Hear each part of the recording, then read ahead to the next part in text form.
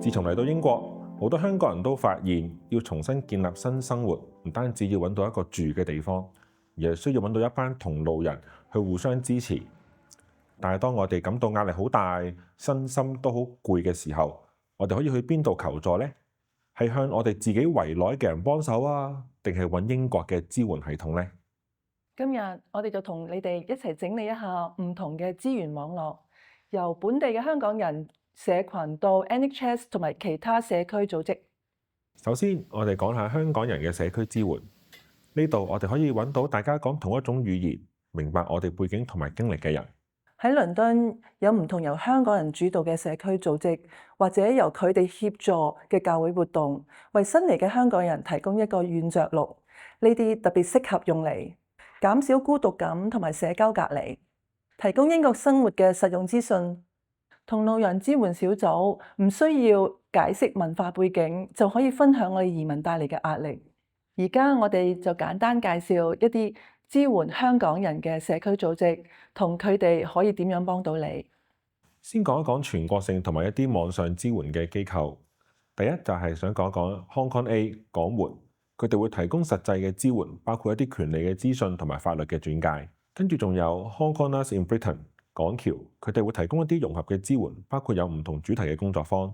Innovate 佢哋會支援兒童、青少年同埋佢哋嘅家庭。Hong Kong Well UK 佢哋會關注兒童同埋青少年嘅身心健康，而且會為家長提供英國教育制度相關嘅資源。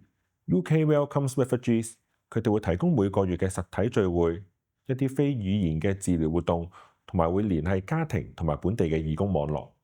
最後仲有 UKHK Welcome Church， 佢哋會協助香港人連結返本地嘅教會。本地及實體支援服務 East and Southeast Asia Community Centre Islington Chinese Association 位於倫敦北部同埋東部，提供午餐聚會同埋倡議服務。Kingston Bits 位於倫敦西南部，舉辦文化活動同埋社區聚會。Sudden Hong Kongers 提供本地聚會以及有關學校同埋居住嘅資訊。然後就係更廣泛嘅英國社區支援。當你需要專業、臨床或者更深入嘅協助，而唔止淨係傾偈嘅時候，呢啲資源就好重要啦。英國政府提供多種支援，包括 Welcome Program 英文學習同就業支援。NHS 亦都提供多方面嘅身心健康服務，全國性嘅精神健康機構，例如 My 撒瑪利亞會同 Shout， 亦提供額外支援。另外，你亦可以向你哋嘅地方政府 Citizens Advice， 甚至本地嘅圖書館尋求建議同埋協助。另外，亦都有一啲網上嘅資源可以幫助你開始了解自己身心健康嘅狀況，例如一啲靜觀嘅練習。譬如你可以參考圍爐傾嘅 YouTube channel。部分服務可以透過翻譯員使用，你可以向服務提供者查詢，係咪可以提供口譯或者書面翻譯。最重要嘅係，當你需要意見或者你身體情緒感到唔舒服嘅時候，記得主動求助。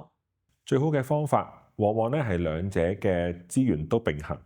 你可以去香港人嘅社區組織，用廣東話講你嘅感受，聽下其他人嘅經驗，咁樣係最容易被理解，亦都唔會再感到孤單。同一時間亦都可以睇家庭醫生，獲得呢一個專業嘅支援。你唔需要二選一。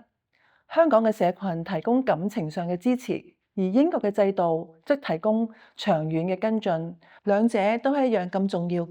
我哋而家建立緊一個專為香港人而設嘅精神健康支援資訊平台，請睇返呢條片下面嘅連結，入邊有倫敦香港人組織同埋英國專業服務嘅資源列表。你可以當佢哋係一個藥箱，待定先。無論你而家覺得點樣都好，有事定冇事，只要你想揾一個同路人，都一定有一個地方係屬於你嘅。我哋係同行嘅，香港人加油！